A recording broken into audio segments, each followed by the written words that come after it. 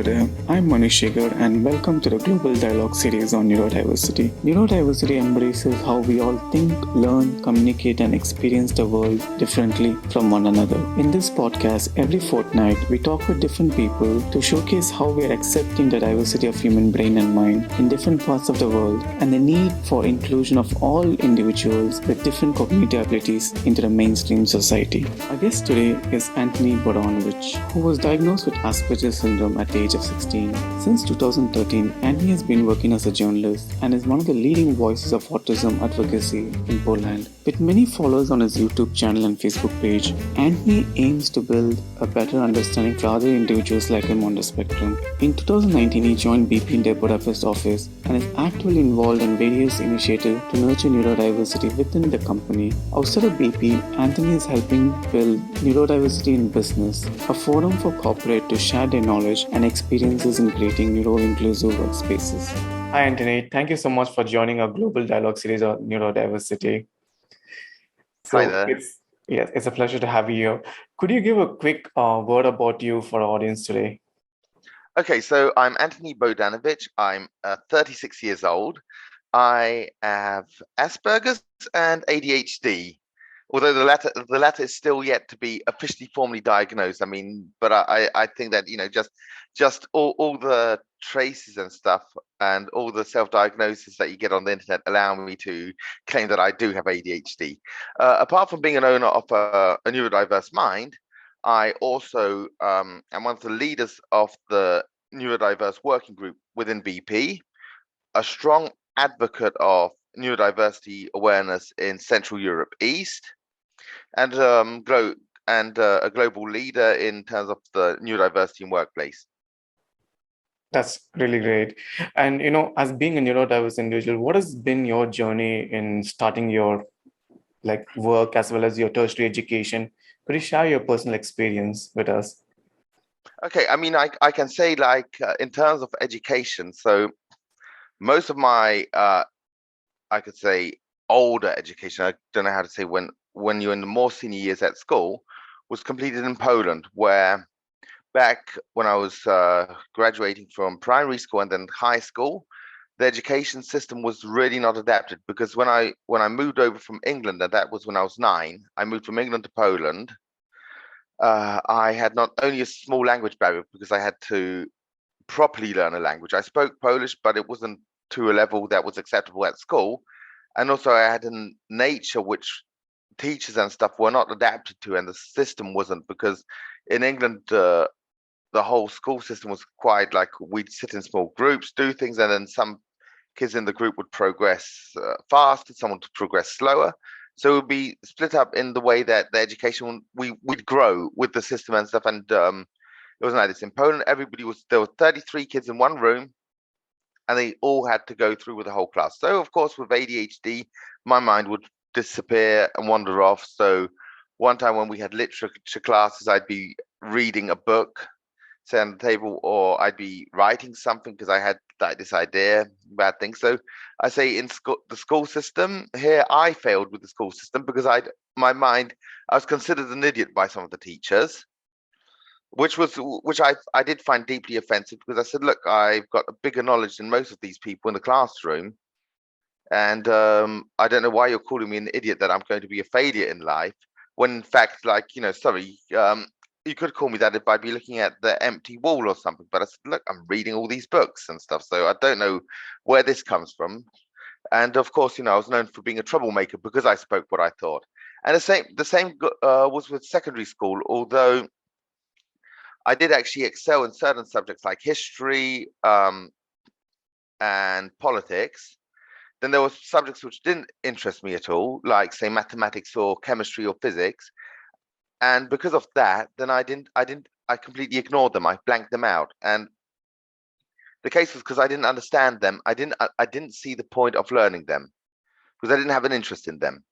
And because I didn't have an interest, and I wasn't able to have the logical sense of learning them, I will still criticize the mathematics system, because I do think that they're teaching 19th century things, which is mathematical theory, not mathematics in practice.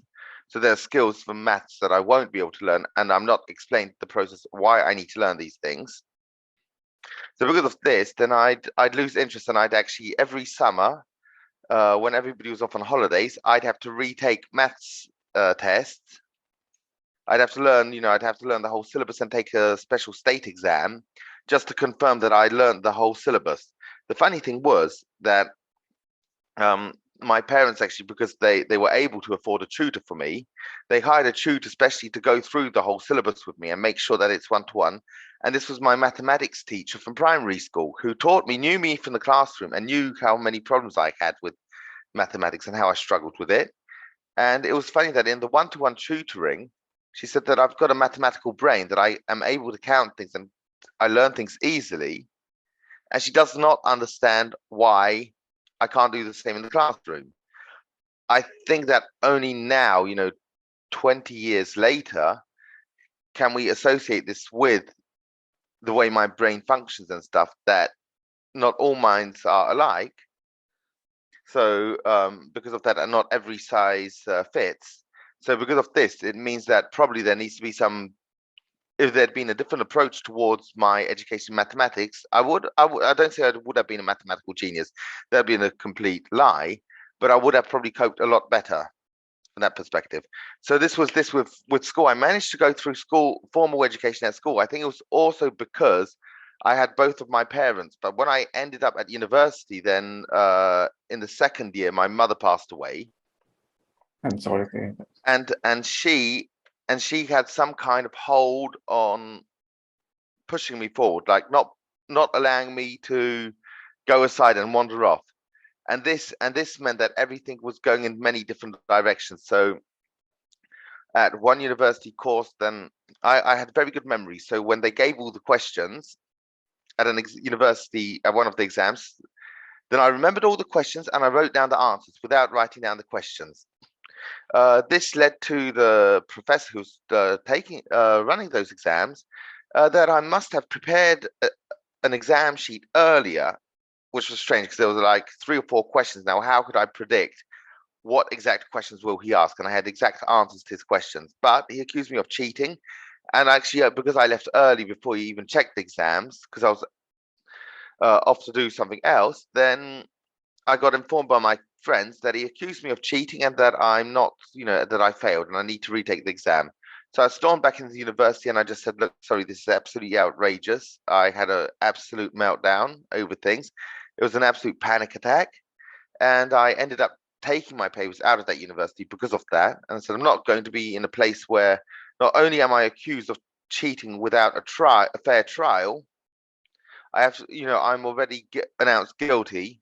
There's no fair trial. I don't want to be in a space like this. And so there were those kind of things. I had this kind of story with my education, that I'd have these small things drop out, or I'd get sidetracked. So I got sidetracked from 2 university courses that I was on because I got a job, both actually in journalism. So one was with a big national paper. I was on the sports desk there.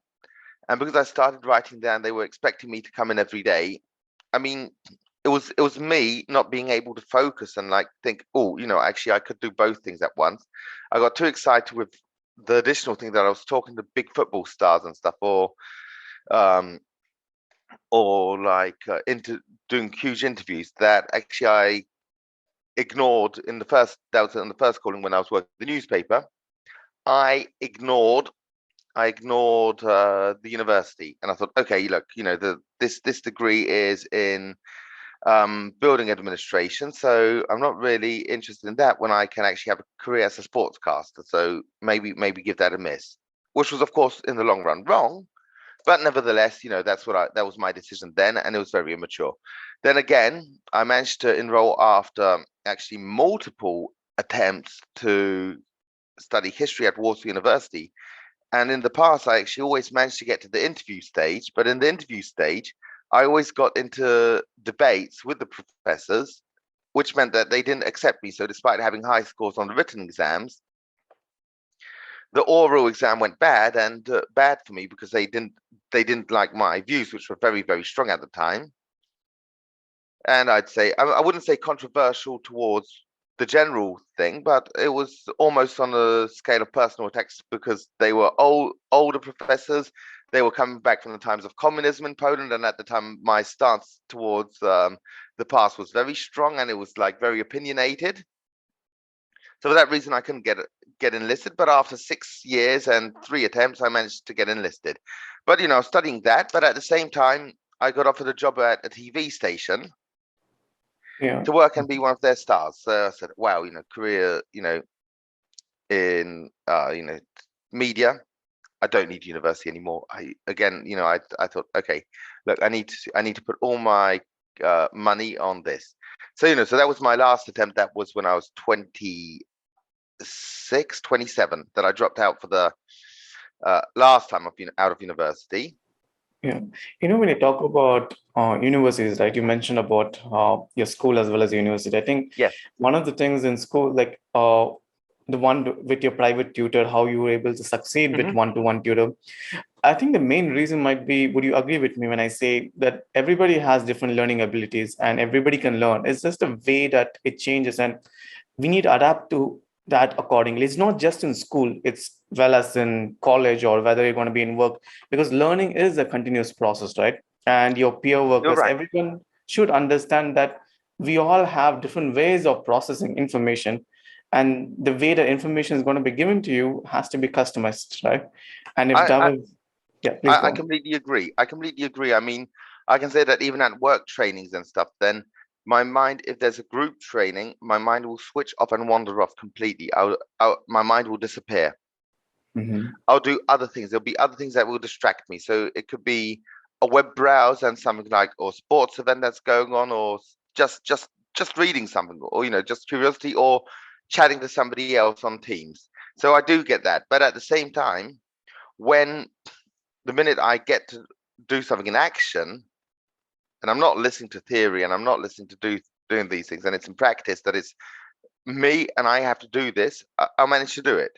I'll learn it, and I'll be able to go through it. But it's just being in a classroom sometimes, which gets distracted, because I'm a social person. So sometimes I will like to get involved, but sometimes if I'm not interested at all in the topic, because I don't see the point, or I think that actually I could learn this on my own.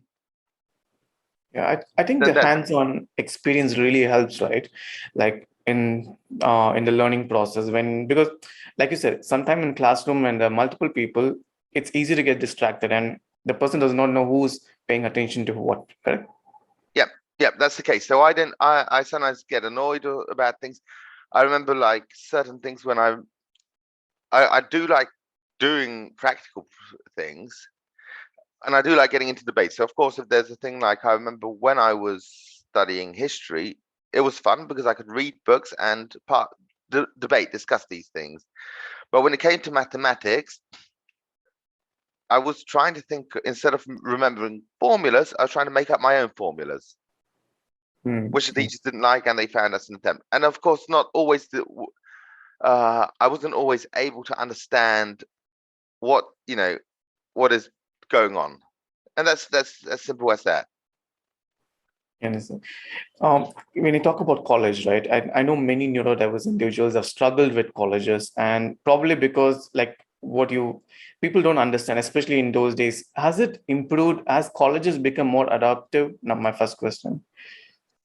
I mean, it's very difficult to say from my perspective, because actually the last time I was at university was 10 years ago.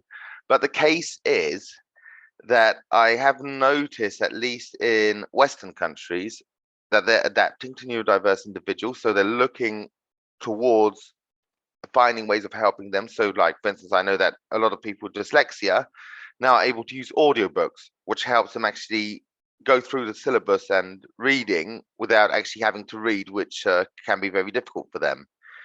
So I know that you've got these kind of cases where there's help already provided, or in terms of people with autism and stuff, that the safe space is being created and it's going forward. Of course, in other countries, I'm not sure if Poland is yet ready for autistic people. I don't know if Hungary is ready for autistic people. I live in Hungary now, and from what I understand, talking to my colleagues, it's the universities are not yet fully adaptable to adapting to people with certain conditions. and making it easier for them to go through the educational system, which in fact means that they're closing themselves off to a large percentage of people. So when colleges or universities are not adapted enough, there are many neurodiverse who do not complete a degree. What happens when they're starting to look for jobs? What has been your experience on that also? Okay, so actually in the past, I must say this. In the past, I was looking for always a lot of job postings always said you need a university degree. Rarely do they go for the experience. It was always like we're looking for university degrees. So I always took unconventional ways of getting jobs. I mean, in journalism, actually you just need to either talk or write, depending on the job specification. So when all I needed to do was write. But then because I had additional skills, I remember once I did actually, after I ended my, say, journalistic career, and that was back in 2014, I joined the Polish Motorboat and Water Ski Federation. And that was actually, it was to help the press office, but also go into a bit of admin. So that's where I learned a lot of admin stuff, which I could use in the future.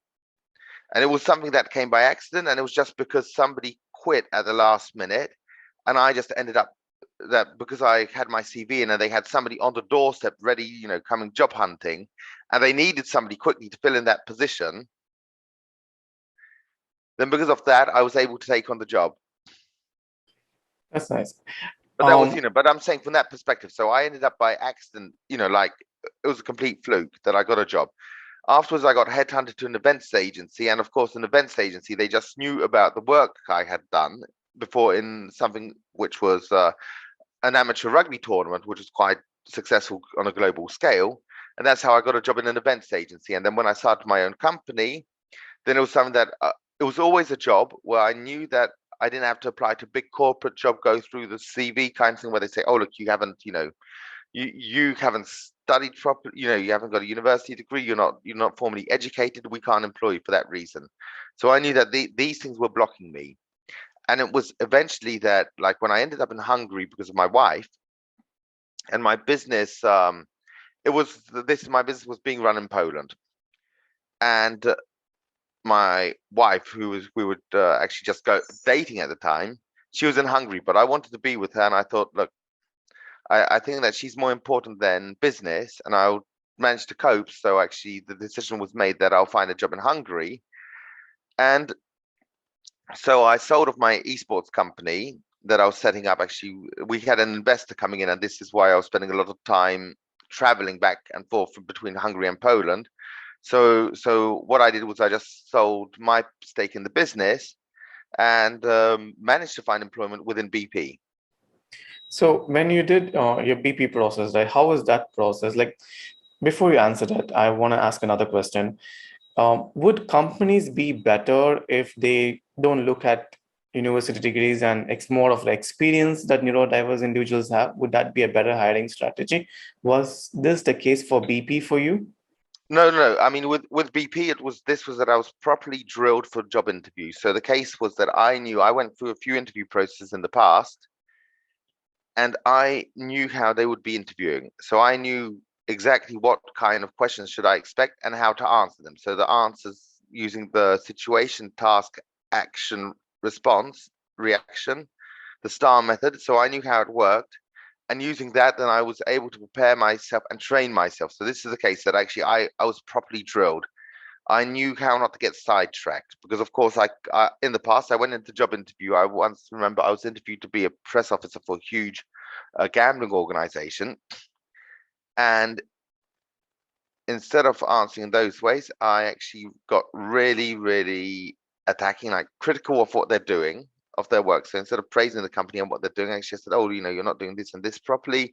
I was too honest in a way from a certain perspective, and I was too honest about my past also because I wasn't able to lie. So I said, like, "Oh, I have problems sometimes with bosses." Like once I called my boss in one company that he's I'll censor all the rude words, but there were many rude words for what he did. And I mean, I did take it as a personal offense, which I think I did have the right to feel offended by what he did. But no matter what, in a professional workplace, you need to control your meltdowns.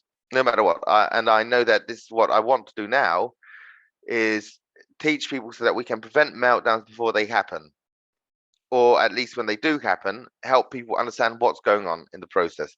So I did have these things. So when I went into the job interview with BP, what it was that the process. I mean, the process wasn't unfriendly. It wasn't bad. But of course, there's certain things where you're not. And because I did actually have another job off on the table, I was very relaxed about things, because I thought, okay, if I don't get this job, then I got something else.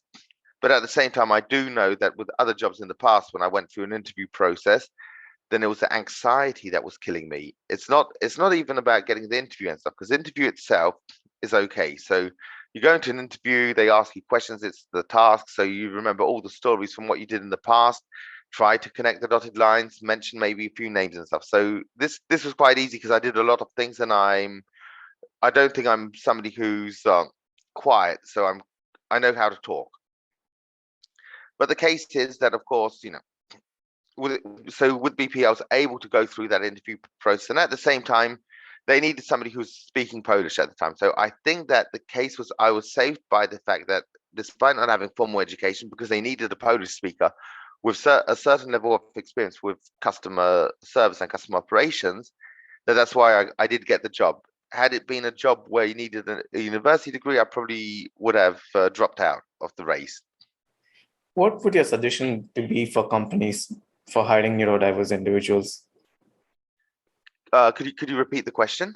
What would your suggestions be to companies to hire neurodiverse individuals? Would you suggest them to stop looking at resumes and CVs and have better strategies to evaluate a neurodiverse individual? I think that there's multiple places, because of course you have to offer everybody a fair. I do believe that you need to offer everybody a fair process, because of course we can say, oh yes, let's make everything biased towards neurodiverse individuals, but then we can't forget that there are neurotypical people. And just because somebody's neurodivergent, you can't be biased towards them. You need to create a process which is able to elevate their skill set, and of course, give chances to people. Because I know, like, you've got companies like EY, which actually have managed to successfully get people back out of long-term unemployment and give them jobs, and they've managed to excel at them. And I do believe that you need to find a golden solution. I mean, you need to search for it, but it's always very difficult finding the right balance, of course, because you don't want to be biased towards one group of people.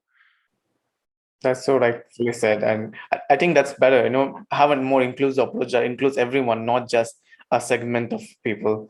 Yes, because there will always be minorities. I can say, like, you can have racial minorities, you can have sexual minorities, you can have political national minorities. There will always be minorities. So I think that finding a universal, of course, I'm not saying, I do believe that not every size fits. So you need to, like, make some ways of using people's strengths, and just finding out, of course. And it's always good to give a chance. So, like, I remember even, like, within BP, when we were going through the process of getting a neurodiverse project manager to help BP excel at neurodiversity. The case was that I had from the neurodiverse community lots of requests, make sure that this person is neurodiverse. And I said, like, okay, it sounds great, but this way we're doing the same thing. We're doing the same thing as everybody else. We are actually closing ourselves off, and the goal is to find the best candidate to help this program, and not just give somebody the job just because and have the token neurodiverse person. That's a really I do believe that it's good to look for the skills. So, like, if we say that people with neurodiversities have skills in certain areas, then you just create, when you're hiring, then you don't say, oh, we're going to hire X amount of people with dyslexia. You look at the skills and we say, we need people who are able to do this, and this, say. And this way, the person with dyslexia gets a bigger chance, say, of getting the job. And I think the added benefit to what you're saying is that if they're just going to hire someone for the quota of hiring people, later they won't transition into something else. Like, when a career is all about growth, right? If you hire someone for a certain skill set that they hold, they will be able to grow, and they will be able to promote along in their career. They'll be able to get promotions in their job. And that's so important, right? Because I think many people have just hired for the sake of hiring, and people have been stagnant. They don't know what to do next. Yeah, that is what I believe. I think with every position, this that you you can't just fill out a quota just to fill out a quota. You need to find a way to fill out the quota with a meaningful sense. And I think that this is where, like for instance, that is what at least I get the impression with my career and stuff, that there's something meaningful to the things that actually they do see the values that I offer. So, okay, I don't have the education, say, but at the same time, I've got the experience and I've got a brain which works in so many different ways that other brains don't work, that it actually it makes people curious. What will this man come up with? Now, of course, I do sometimes come up with addressing the elephant in the room, and I sometimes get into my moods or something, or sometimes people think that I'm not focusing on my day job because they could get the impression like that because I'm doing all these additional things. Although at the same time, if they look closer, then they can see, actually, look, in my day job, I've got very good results, and there's no complaints about what I've been doing, and no missed deadlines and stuff. So I'm able to fulfill my day job, but at the same time, because my brain wanders off and does other things, and I can do at the same time 10, 20 other tasks. Okay, maybe that's a bit of an exaggeration, 10, 20, but I can do a few more tasks. But I do remember actually when I worked in another company that the boss was expecting me that if I was supposed to prepare a presentation, say, for something, then I'll just be sitting and looking at a blank screen. Now, I'd be actually, if I'd have to come up with some creative, I'd read a few articles, I might go on Facebook, I might chat to somebody, because I know that just waiting for the spark, just waiting for that little spark that will go and set fire to an idea, which would happen. But she didn't understand that. She did not understand how my brain works. So she was expecting that if I was supposed to prepare a presentation, then I'm supposed to be preparing a presentation and sit in on the presentation and not like wait for it just to be delivered on the deadline. And I deliver the presentation on the deadline, but the case is that my mind didn't want to just sit around and just sit in the blank presentation. And at the same time, if I completed that task too quickly, then I'd have to she'd ask me to do something additional, or say that I'm a waste of space because I did this quickly, and then at the same time I'll have 25 other tasks, which I did end up having at one moment. There was just this, I was so overloaded that I actually went into depression, and I took medical leave, and I spent 2 months in my bed.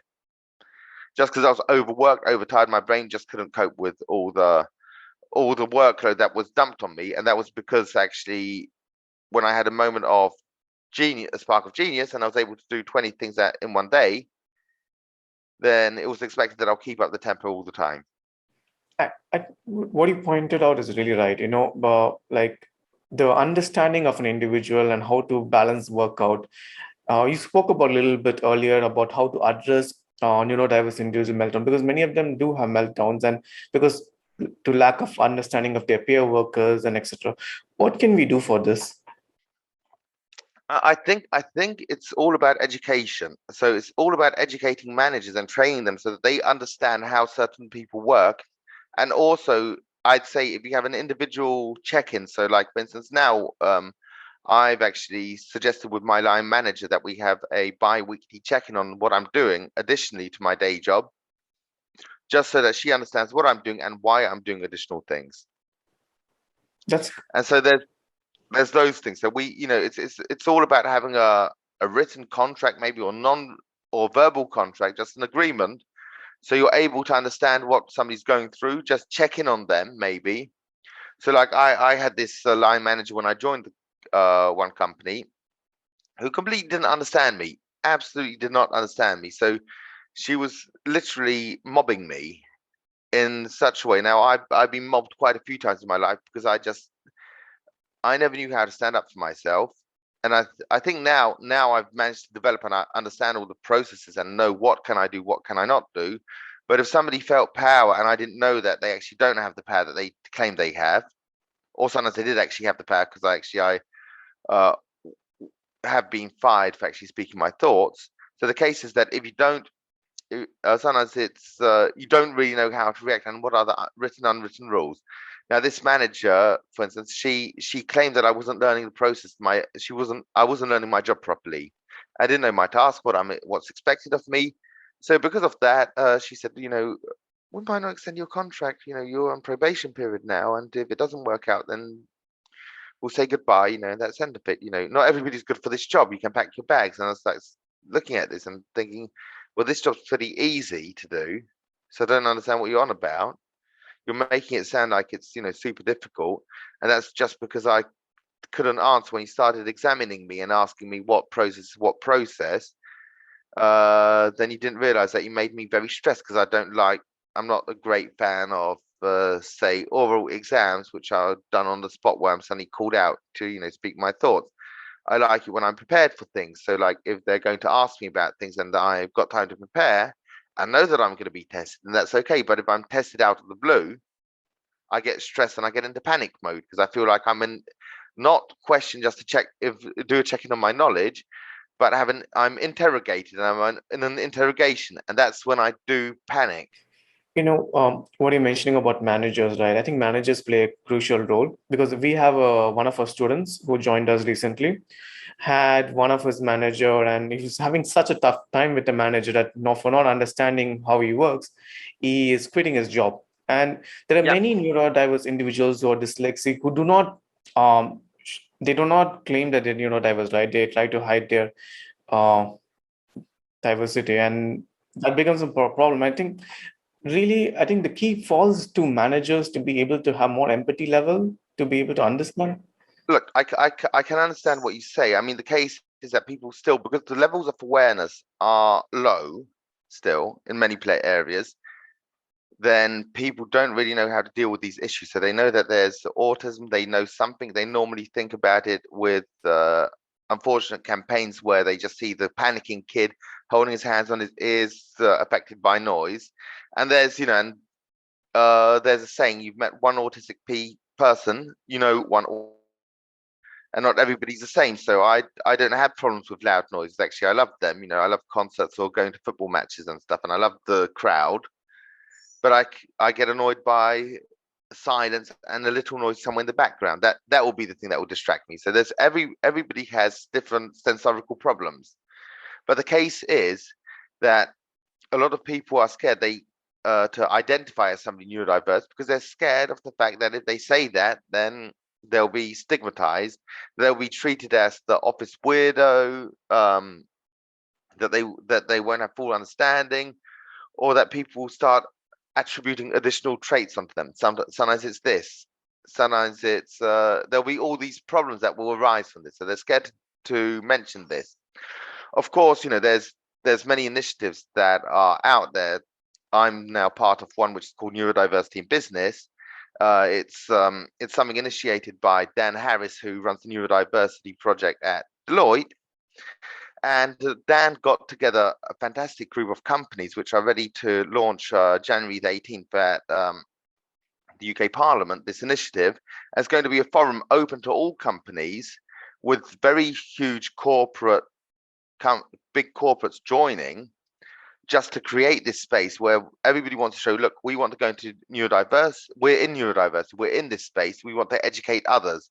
Because we do believe that if it comes down from the top, so from the big companies that are big spenders and have big power, then the smaller companies, the SMEs and stuff, they will be able to learn from us and also improve. If you think of it, like just take the UK. The UK, most of the business comes, I won't be able to give you exact data, but most companies are small and medium-sized enterprises. And that's where we do need to improve the educational area. Have got the game, they understand it.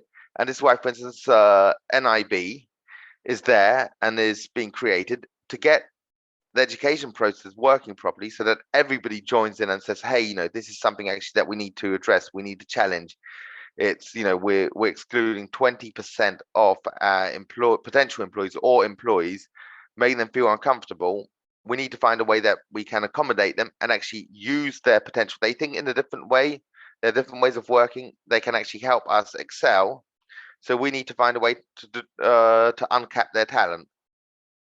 And I think that this is why actually I did decide to join that initiative. BP has signed up. There's quite a few. The Big Four has signed up to this initiative. There's quite a few companies actually joining this, just because of the fact that everybody can see the potential that this brings in terms of growing awareness and improving the lives of many people. That's really great to hear about it.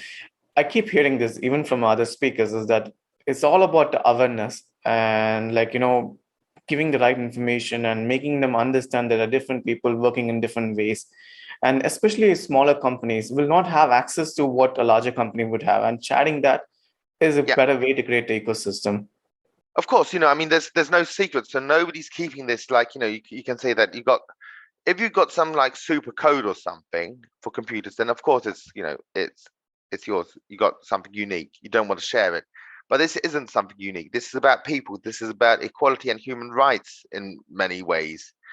So I think sharing the best practices on human rights and improving things from job interviews, like say feeding questions. So this is what I know BP's doing in the engineering front. So they're hiring a load of engineers, but to make chances more equal for everybody and to go towards anxiety, then the questions that are going to be asked at the interview are to be given a lot earlier so that people can prepare themselves properly, because it helps actually with their anxiety and problems. Because okay, my ADHD mind can answer questions sometimes straight away. If I know that okay, I'm going into an interview, I need to prepare 2,000 examples for my career, so I'm able to do that.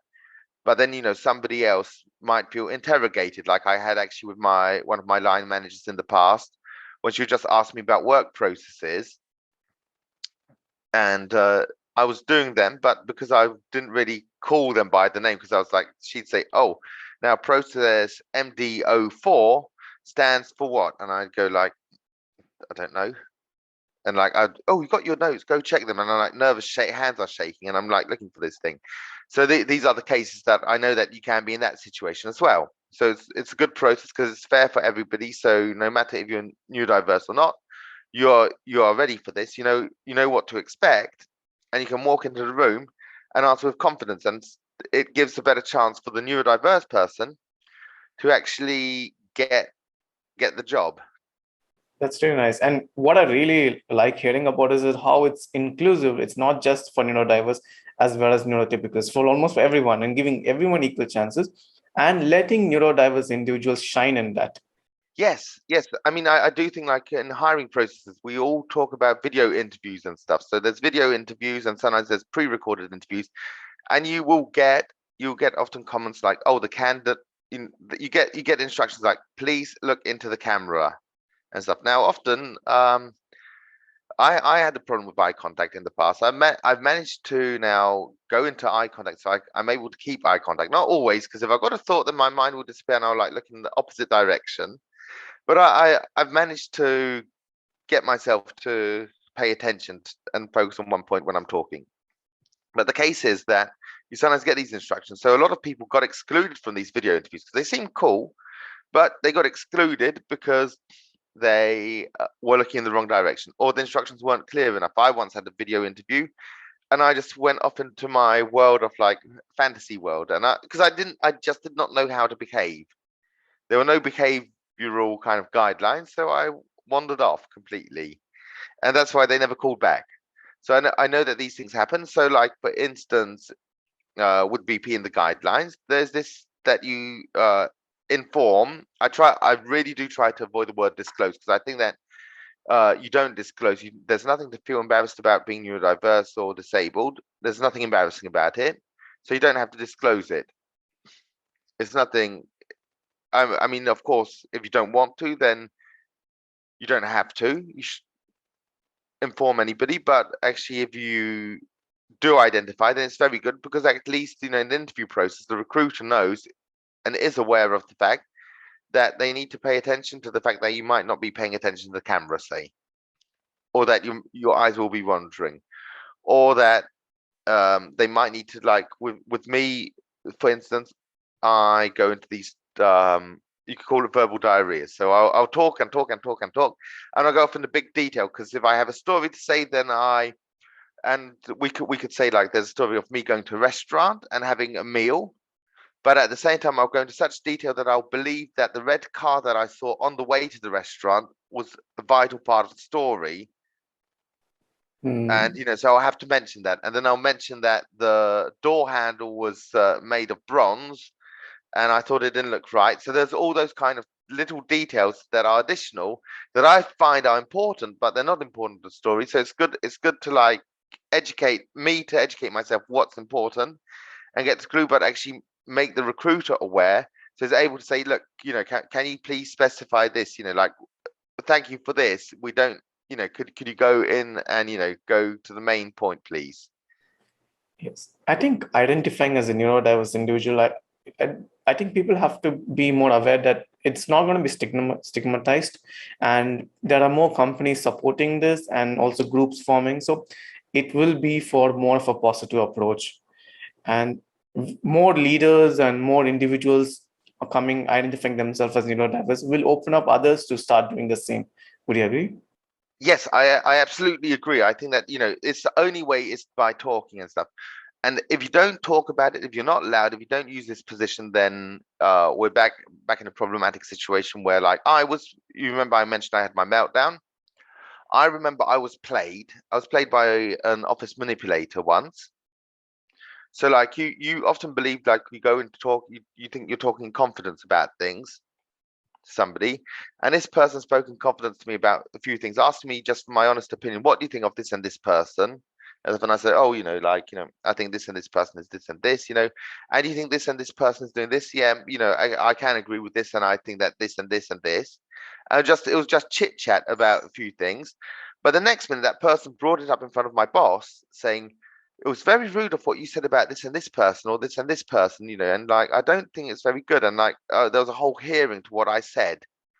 And it was because I was played completely. And I thought that we were in confidence, and and I just spoke honestly about situations. But of course it backfired. It, hit me. And that's why, I've now become more suspicious and restrained about things. So I've learned not to say negative things about anybody, unless it's to a very close friend, or like to my wife, I will say things. But otherwise, I do stay away from this because I don't think it brings anything positive, and it actually always backfires. Mm. What I'm hearing As, from you yeah. is, what I'm understanding is, there's one part where you need to update the peer workers, but I think you also have to have education and awareness for neurodiverse individuals to be able to handle the society as a whole. Yes, no, but yeah, because Manu, I first like to come back to what I was, because I was saying to the point. But the case was that with my boss, back after it backfired at me in that situation, is the fact that afterwards, every so often, no matter what I said, if it was something wrong, then it'd always be that I'm ill, not not that I have a condition, but like, maybe this is caused by your illness, your Asperger's, your illness, it needs to be cured, blah blah blah. This, you're not, the things you're saying, it's not right, maybe, it was all to do with, actually, it was all to do when I sit back and think about things and talk to other people. I know it wasn't about me. It was about the people surrounding me, the boss, and to say that other worker who was actually very close to the boss. But because they didn't have that understanding, the boss didn't have that understanding, that wasn't able to control the other worker, and there was that understanding, then of course I got wound up big time, especially when it's brought up about my Asperger's and stuff and calling it an illness.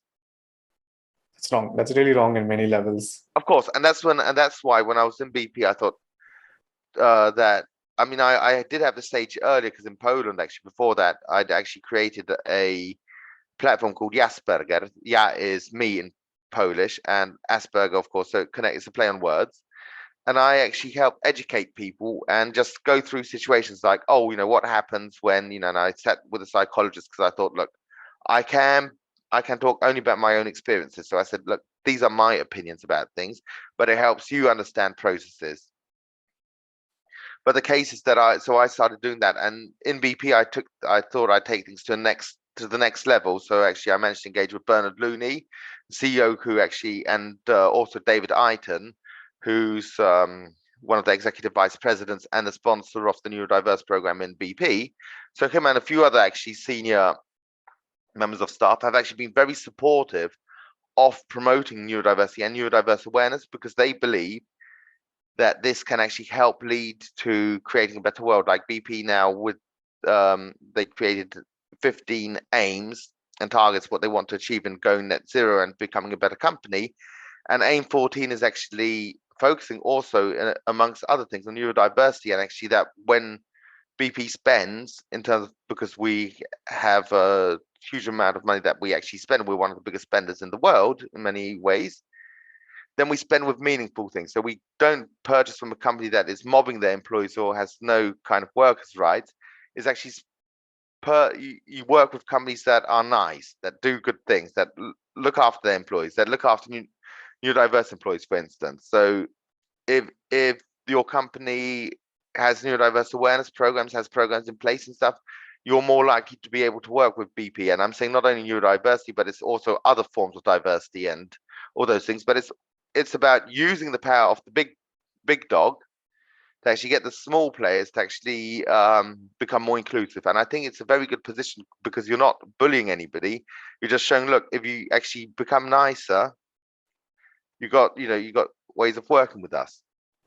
That's true. And also leading the way to showcase better solutions for everybody. As you mentioned earlier, it is not something like an intellectual problem. It's another day, it's about human equality, and Yes. sharing information is crucial.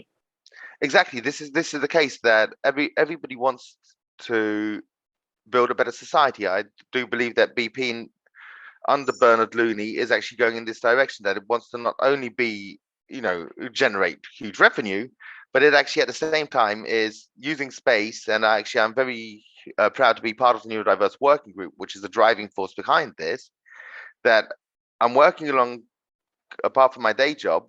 We get together in the last, say, 30 minutes of the day, or spend additional time. Like I will actually do overtime, but I don't declare this as overtime actually. And it's not because, like some people say, it's my passion. I don't think it's a passion, it's a mission. Really, it's about creating a better society for the world. So I'm ready to dedicate my time, because I think that it's the only way to push things forward. So I'm very happy that BP's engaged with neurodiversity in business. I'm very happy that neurodiversity in business has been formed and is going to be announced in January, because I do think that these initiatives of not like holding everything to yourself and saying, oh, we've got this secret kind of neurodiversity program. Oh, only we know how to hire neurodiverse individuals and stuff. Oh, we're not going to tell you, because of course, why are we supposed to share with you all the talent and stuff? Oh, we're going to only hire probably 0.0001% of these people, but because we've only got 50 people in our company. But at the same time, better not show our cards, because otherwise you might take the best away from us, and we don't want that. So you might get those people with certain things, and I do believe that by getting actually everybody to show their cards and say, look, this is what we do. This is what we do in Roche Pharmaceutics. This is what we do in BP with our program. This is what we do in Amazon. This is what we do in Apple. When everybody shows their cards and says, then we can actually look maybe for the best examples, but others can say, oh, this is a really cool thing that you're doing. I've got a small company, but I really want to do what you're doing, and I'm actually going to implement this in my company. And I think that this is actually the greatest thing, that you show these people the textbooks and how things are done, and they're able to improve. Or they say, oh, if this company's doing it, if BP's into neurodiversity, it means I must also go into neurodiversity. I think that's definitely creating open resource is the way to move forward. So, Antoni, would you like to add anything else to our audience? I don't think so. I mean, I was very happy actually to be able to talk and mention these things, and I think that there's a long journey ahead of us, no matter what. Neurodiversity is something, like you can say, back in the 60s, we had Stonewall, which was the start of the LGBT movement. And over the past 50 years or more, the progress that the LGBTQ plus community has done has been immense. They're great. In fact, actually at BP, we cooperate closely with them, because we believe that they can show us the way in many things. Of course, you can say, oh, no, this is completely different. It's not. It's very similar. It's because it's both going into human rights and stuff, and promoting people's diversities. But I do believe that neurodiversity is still light years behind on this front. But I do believe that only by talking, by moving things, by announcing things, by looking for best solutions, will we be able to get to the space faster. And maybe, yes, now we're behind in, say, development, but we can move forward at a faster pace because I can see that things are gaining traction. And I think that maybe 10 years time, maybe 20 years time, we'll be living in an environment where a little Antony goes to school, and when they see, look, he's got problems with this and this subject straight away, that they say, oh, we know how to cope with this. So a teaching assistant will come and say, look, are you sure that you know the maths example? Or if they see that he excels at one subject and stuff, they take him aside and, okay, you can do this program separately with this tutor, say, for instance, or you're in the advanced group for this. And there's programs that will help little Antony go through an educational system and join a workplace where he doesn't feel like he's being mobbed. He feels like he's being understood because there are rules in space and the colleagues know how he behaves and stuff, and he becomes a happy and successful person. And I do believe that this should be the same with everything else. So I think that only by talking, only by sharing experiences, will we build a better world. I completely agree to you. Especially, I hope that future system where it's more personalized and more understanding with more empathy will definitely be built. And thank you so much for sharing your personal experience from a neurodiverse perspective. It opened up so much views to us, and especially where you mentioned, like give everyone the equal chances, irrespective of neurotypical or neurodiverse, and only then all can shine and all can co-work. And that is a very valid point that you brought out. No problem. I was very happy to be here and talk about these things. Thank you so much, Anthony. Hope you have a good day. Thanks very much. Bye. Thank you so much for listening to our Global Dialogue series on neurodiversity. Our next episode will be on 25th January with Jonathan Hazel, one of the world's top digital usability and accessibility thought leader from UK, who talks about accessibility for neurodiverse individuals. Till then, take care and have a great week.